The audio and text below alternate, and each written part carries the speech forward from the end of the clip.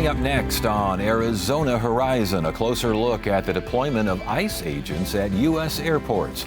Also tonight, new research on the deep interior of planets looks at how worlds evolve. And a new mural honors a life and death that helped spark the civil rights movement. Those stories and more next on Arizona Horizon. Arizona Horizon is made possible by contributions from the Friends of Arizona PBS, members of your public television station. Good evening and welcome to Arizona Horizon. I'm Ted Simons. The Trump administration last week sent immigration and customs enforcement agents to airports around the country, including Sky Harbor here in Phoenix, to help with the security amid the continuing partial government shutdown. That shutdown led to airport security staff increasingly quitting or calling out of work. Joining us now is former acting director of ICE and DHS General Counsel John Sandwig. John, good to have you here. Thank you so much for joining us. Your thoughts on the deployment of ICE agents doing what they're doing at airports? Well, thus far, I think it's gone. There's some potential here for this to be a little bit chaotic, given everything that's happened with ICE over the last few months. Thus far, I think it's been a pretty quiet. Unfortunately, though, kind of as expected, because ICE agents just aren't trained to do that security screening before we get on an airplane, it has had a minimal impact on the lines. But otherwise, again, I think there are a lot of predictions about some chaos here. I feel like it's been fairly smooth. What are these agents charged with doing?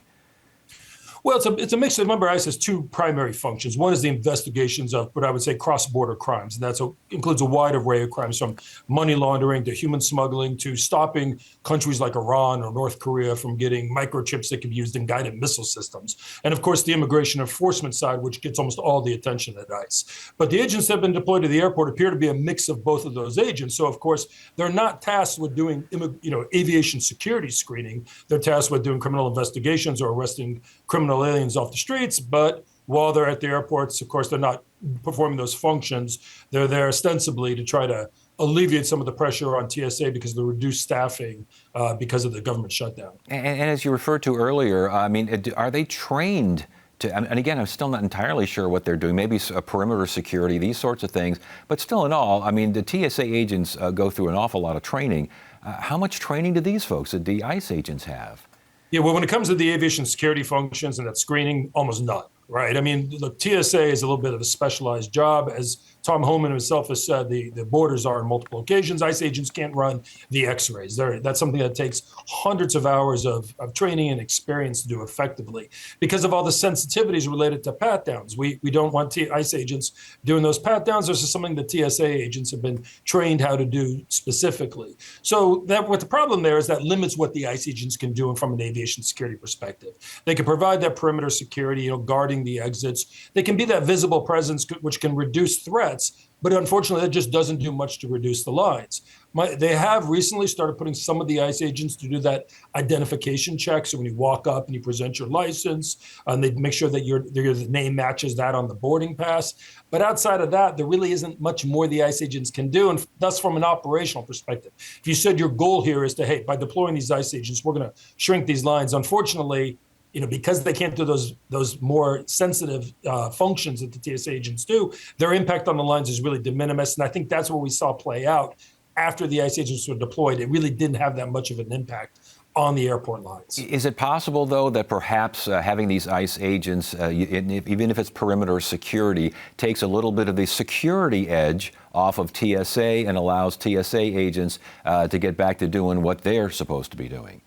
Listen, there's certainly a security value in having that visible presence. There are times when you have an elevated threat environment where, in a train station or at an airport, that is part of the security strategies to make sure you have armed federal agents in a visible manner, just as a deterrent.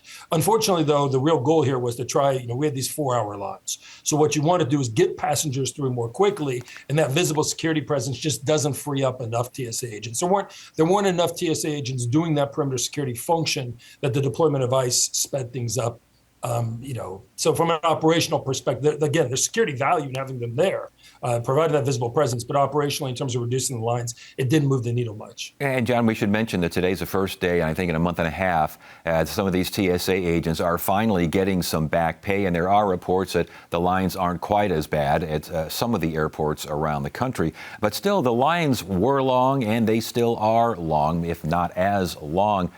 Long lines, that's a security concern in and of itself, is it not? Yeah, absolutely. And look, credit to these TSA agents. These folks have a tough job, right? That's a job where you get sometimes you deal with a lot of frustrated, stressed out traveling passengers.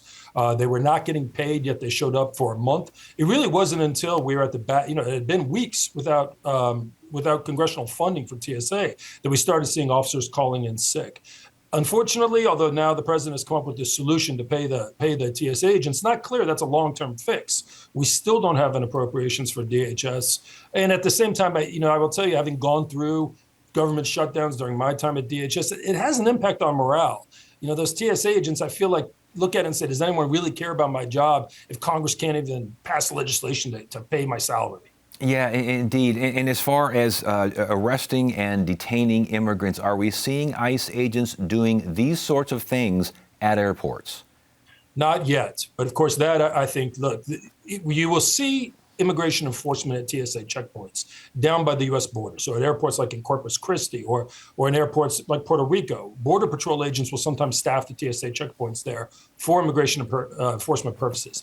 Thus far, the administration has made a conscious decision not to do it. There have been a couple of arrests here and there, as I understand it, but we have not seen that this being used as an opportunity to, use those TSA checkpoints to try to identify people who could be in the country unlawfully for an immigration arrest. It'll be I think that was what had a lot of people concerned. I think part of why the president ordered this was to put a little political pressure out there on Congress to come make a deal. And the idea that ICE agents might be doing immigration enforcement at TSA checkpoints, that's one of those rare places in America where we all need to present an ID.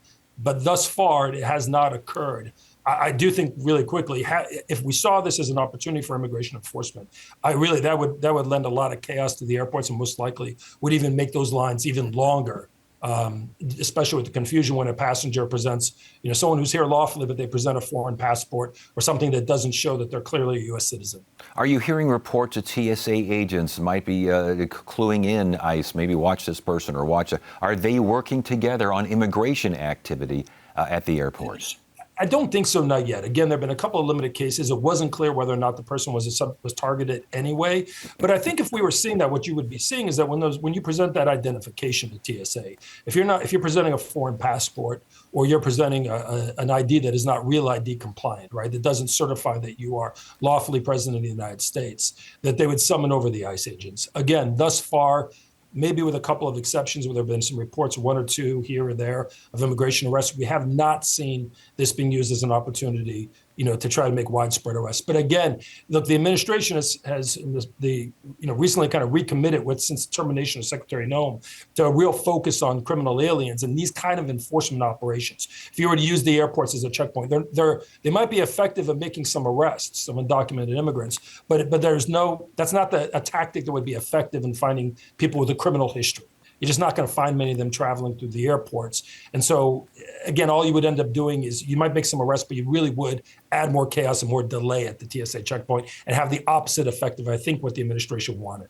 I'd be remiss if I didn't ask you about your overall thoughts regarding ICE and Border Patrol overall. Are guardrails needed from what you've seen so far? I mean, Republicans say concessions have been made here. The former Secretary Noem is out. Bovino retired, the guy kind of in charge of the Minneapolis mess. He's gone too. I know that some Republicans say, hey, we're moving forward as much as we can on this.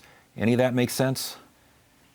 Look, I think we saw, the way in which the enforcement operations were conducted in Minneapolis was, in my opinion, disastrous, right? It was not effective law enforcement. It was roving patrols that were designed to round up make as many arrests as possible, not that more targeted enforcement that I think ICE does really well. I think ICE plays a critical role in our society in that it can get dangerous individuals who have no legal right to be in this country off the streets. Unfortunately, the way Secretary Noem deployed the agency put these agents in a position where they were forced to do things they've never normally done. not. And unfortunately, we saw the results of that, all the chaotic scenes and the death of 2 citizens who were protesting the ICE operation. I am encouraged by Secretary Mullins, everything he said in his confirmation hearing. And I understand why the Democrats are taking this stand in terms of these reforms that they want to impose, these guardrails. Unfortunately, it's really hard, though, even if the Democrats were successful in getting those guardrails, so to speak, in place. The bottom line is that it's about, at the end of the day, it's about culture. It's about how you deploy them. And it's really hard for Congress to kind of put in place guardrails that are going to be truly effective. But I am encouraged. I'm encouraged by everything, Senator Mullins said during his confirmation hearing, now Secretary, Mullins said during his confirmation about wanting to get back to a targeted-based approach that was really, truly focused on the worst of the worst and making ICE getting back to being a public safety organization that's out there designed to protect all Americans, not to be viewed as a political apparatus of any one of the parties. And I think that's the culture that DHS and ICE have historically had that you need to reinstate, and that'll solve the problems better than really, unfortunately, anything that Congress can do. Great information. John Sedgwick, thank you so much for joining us, Acting Director of ICE under President Obama. John, thank you, sir. We appreciate it. Thank you so much. Thank you.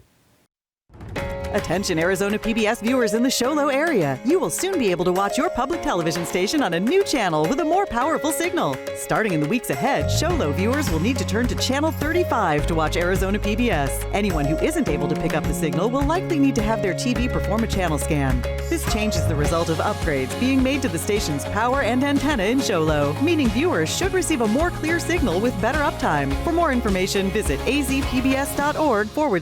Low. Our planet is changing fast. Some regions are becoming inhospitable. Others are transformed. Our biggest concern was, would nature pull back all that she's lost? Every animal on Earth is trying to adapt to this new world. This is a journey to discover our new world. Wednesday night at 9 on Arizona PBS. I'm Chef Mark Tarbell.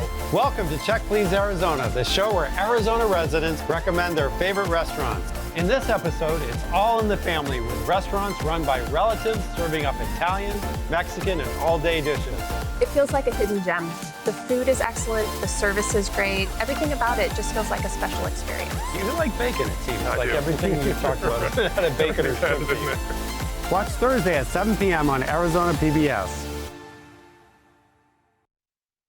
An ASU researcher is using high-pressure instruments to recreate what happens to rocks, minerals, and water deep inside the Earth and other planets. The goal is to better understand how worlds evolve and remain habitable. That research is being conducted by our next guest, Sibo Chen from ASU's School of Earth Science and Exploration, and also from ASU School of Molecular Sciences. You're a busy man out there. Thank you so much. Thanks for being here. So you're recreating, what are you doing? Recreating like the deep and like way, not just the crust and the core, way down there, huh? Yes. So actually, inside of the Earth or other planetary, when you look deep into the interior, the environment is so different from what we have on the surface. The temperature is very high. The pressure is also very high. Yeah, and so what you're doing is you're mimicking, your research now is mimicking that environment. Yes, it is. So how are you doing that? So at ASU, we have a very new high-pressure project called FORCE. We recently set up a lot of very exciting high-pressure machine, and we're doing that by squeezing the sample using tungsten carbide cubes and other pressure medium to generate high pressure, and we use electrical current to generate high temperature. Yeah. So the high temperature and the pressure there really compacts things to how far down in the Earth? Okay, so far we have different technique. We can go all the way from Earth's surface to the Earth's core main boundary. That's pretty. How far is that? Like how many nautical miles or vertical miles would that be? I should say. Yeah, couple thousand kilometers. Okay. Yeah. I don't know what that is, but it sounds like a long way. Exactly. Okay, so it's and why are you? So if you find out what's happening down there by way of this research. That tells you what in terms of our evolution, in terms of what regarding other planets? So, for example, right now what we're doing is not just inside of the Earth. We also have some research inside of the Mars. For example, right now the Mars surface is pretty dry, but there was a lot of evidence showing there was some liquid water in the Mars's surface before. But why they just go? Right? So why Earth is still have a lot of liquid water on its surface? So would Earth gonna become Mars later? So all those things are highly related to the interior process, and this is what we're doing. And you mentioned Mars, and you talk about hopefully Mars, we don't become Mars anytime soon, but there is a chance. But Mars is kind of a sister planet to Earth, isn't it? Yes, it is. How so? So actually, if you look at the orbit of the Mars and the Earth, it's quite just like right next to each one. And also, if you look at the size of the Mars is a little bit, it's not just a little bit, it's smaller than the Earth. But some research just showing the environment, even in the history, so those two planets have quite similar environment or evolutionary passes, which is very close to each other. So this is why people are saying this is sister planet. So the study basically says, could the Earth, as you mentioned, lose our water in the same way that Mars did? We don't know yet. Yeah. We don't know yet, but we have some evidence suggests there might be some water stored. Water means water molecules stored inside of the Mars interior. So even we didn't see it on the surface, there is a chance it's actually inside of it. What about Earth's magnetic field? Could that be lost? I mean, is that something that could be lost? Is that something you could learn with this research? Yeah, so that's a very interesting topic. We are actually looking into that right now. So what we are doing is, because right now Mars does not have a magnetic field, but Earth have, right? So why? So we are actually looking at the Mars-Coleman boundary right now to see whether the water can be stored in the mantle or in the core side of the Mars, and whether those water can interfere with some process and finally make those magnetic film disappear. So if we learn about that better, then we can go back to the Earth to see, hey, this happened in the Mars, whether we can also make this happen in the Earth, or we definitely don't want it to happen. Right, yeah, no, Earth. at least not anytime soon, yeah. Last question here. It is interesting in that we're all looking out and we're all looking around and even underwater and stuff, but as far as the Earth's interior, there's not a lot of research down there, is there? Yeah, so far I would say Earth is not a solved puzzle yet. So the real problem to detecting the Earth is we cannot just directly drill through the Earth. There is a huge technical difficulty out of that. So the only way we can do is doing some indirect research, use some like earthquake wave to take a look what's going on inside. So what we are doing at ASU is we are just doing some experiment to see whether we can interpret all those earthquake waves and whether we can generate some environment that close to what's going on really in the Earth's interior. Indeed, and thus your study and your research. Sibo Chen from ASU, good to have you here. Congratulations on your research and keep it up. Thank you. Thank you for having me here. You bet.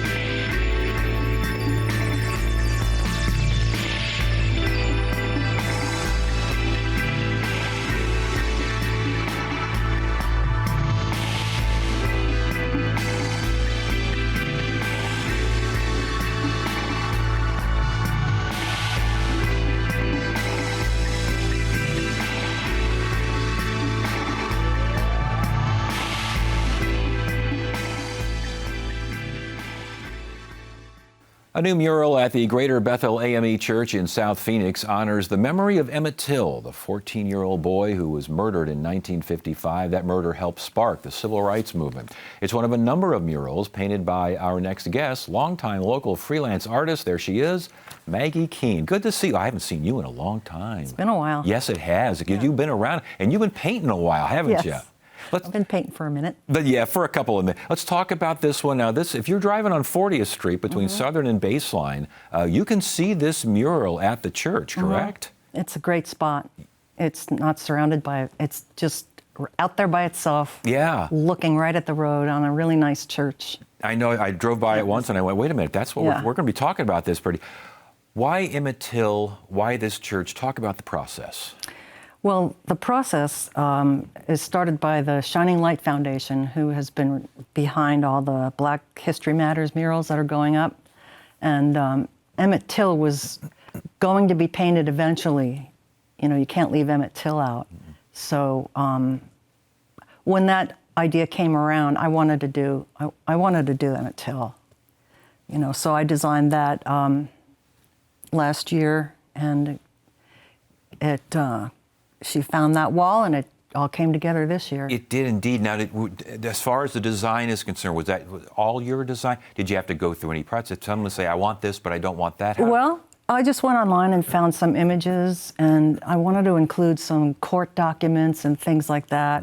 And we put it together, and she's in touch with members of the families of these murals.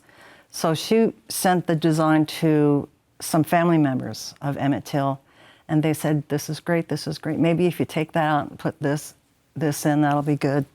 So it kind of works like that. I was going to ask if you had much input into what you included there, and there was some input. How long did it take? How long did it take from figuring out what you wanted to do to getting that result? Well, I figured out what I wanted to do like over a year ago, and it was kind of put aside until we had the building and the time to do it.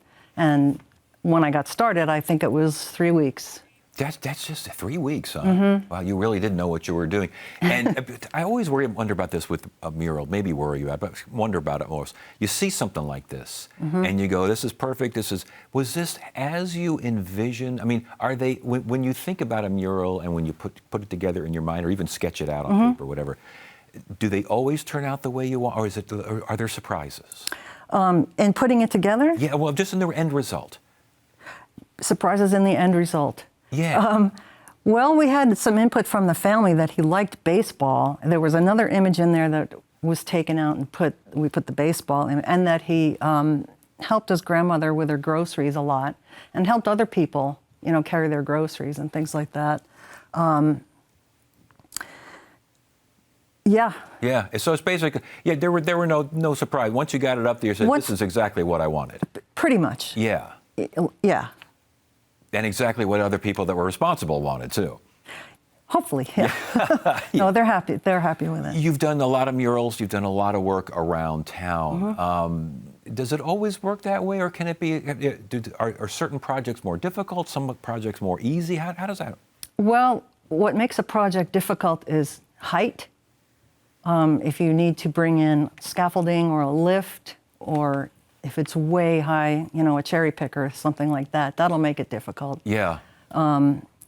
If it's in a place where it's cold, or here in Phoenix, don't work too much in the summertime. No, that's dangerous. Yes. So you have to really change your schedule around. I'm looking at the mural, and down at the bottom right-hand corner now, I'm seeing a bunch of little handprints down there. Talk to us about those. Those are the handprints of the members of the church. And they were very receptive to having this mural on their wall. And they're a very inclusive type of church and community. Were they members or kids? It looked like they're little handprints. Lots of kids, parents. Yeah? Yeah. So, by the way, weren't you a courtroom sketch artist for a long time? I still am. You still? So you keep that going as well? Yeah. Yeah. Can't make a living on that because it's so infrequent. Yeah. But when I get called, I'm happy to go. Well, congratulations again on so much great. And last question here, what do you want people to take from this? It should not have happened, and we should not let it happen again. We should take a good look at what that started. You know, when Rosa Parks was told to sit in the back of the bus, she thought of Emmett Till and did not go to the back of the bus. We will end it right there. Great work, Maggie. Thank you so much for sharing. We appreciate it. Thanks, Ted. That's it for now. I'm Ted Simons. Thank you so much for joining us. You have a great evening.